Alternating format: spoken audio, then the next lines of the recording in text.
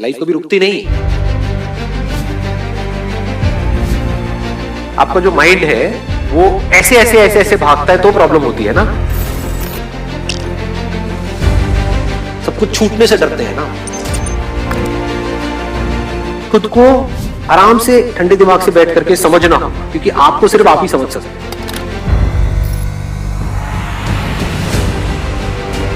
क्योंकि अगर ये टाइम निकल गया तो गया। इसमें एक्सपेरिमेंट करके देखो कि सोचने से सब कुछ नहीं किया जा सकता है। तो इमीडिएटली अलर्ट करो, उसको इग्नोर मत करो। इससे जरूरी और कुछ नहीं।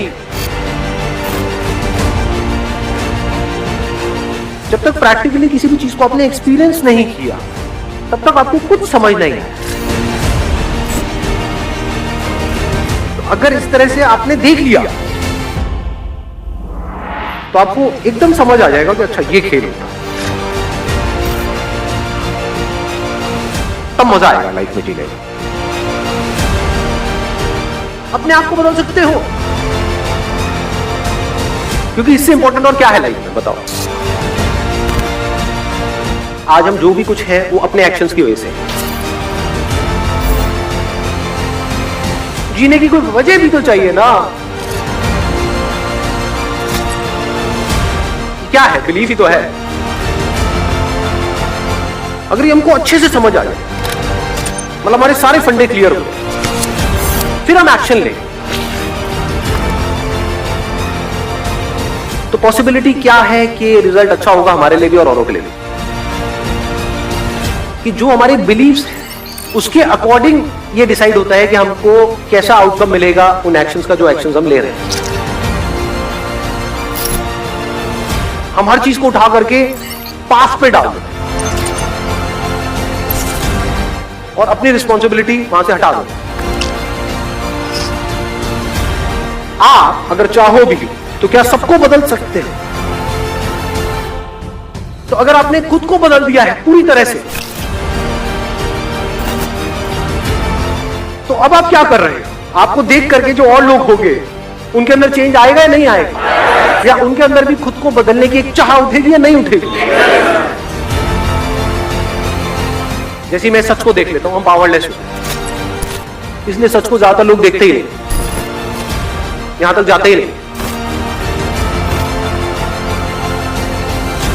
जब आपको दिखे कि आपको कोई भी एक्शन छोटा नहीं है, छोटा बड़ा कुछ नहीं है इस दुनिया में, तो अब आपकी सोच बड़ी हो जाती है। जब बड़ी सोच आ जाती है तभी तो बड़ी एनर्जी चाहिए।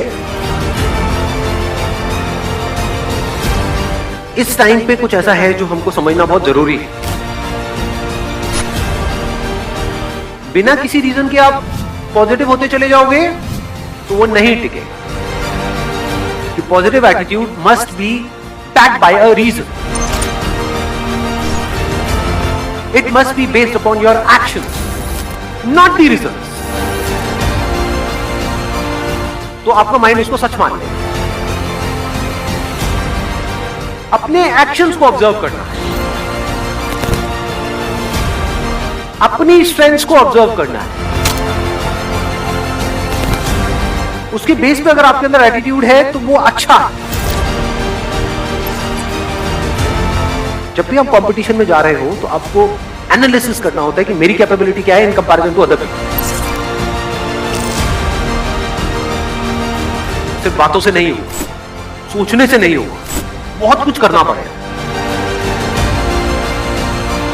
इसको समझदारी बोलते हैं लाइफ में। इसको बोलते हैं real positive attitude, unshakeable positive attitude.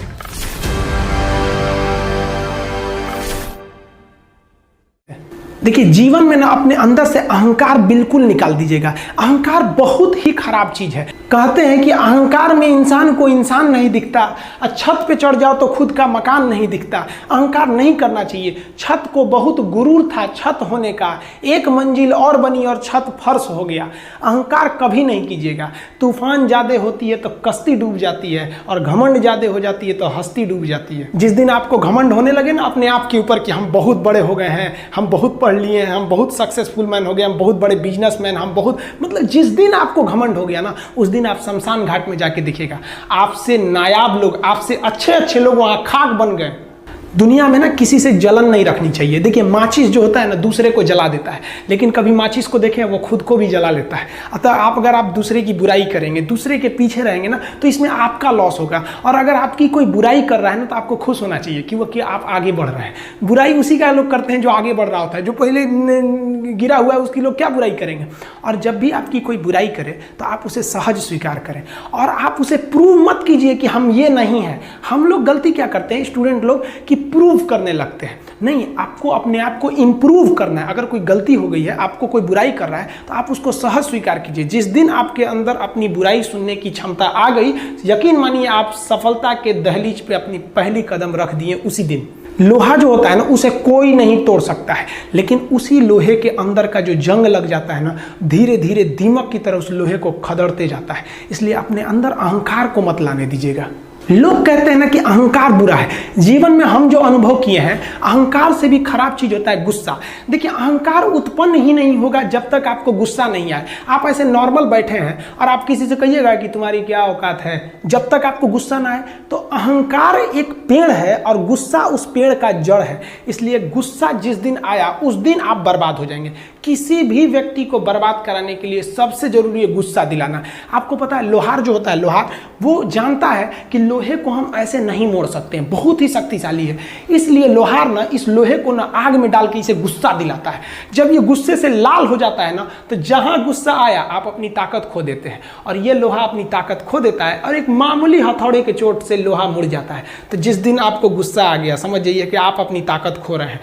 जब हम जन्म लेते हैं तो जन्म से ही हमारी जीभ रहती है और मरने तक हमारे साथ जीभ रहती है, क्योंकि वो बहुत ही नरम रहती है। उसे गुस्सा वो बहुत हार्ड नहीं होती है। लेकिन जन्म लेने के बाद दांत आता है और दांत काफ़ी कड़ा होता है और मरने से पहले ही दांत चला जाता है। यानी अगर आप नरम रहेंगे तो काफ़ी लंबे समय तक रहेंगे, और जहाँ हार्ड होंगे आप वहीं आपका पतन चालू हो जाएगा।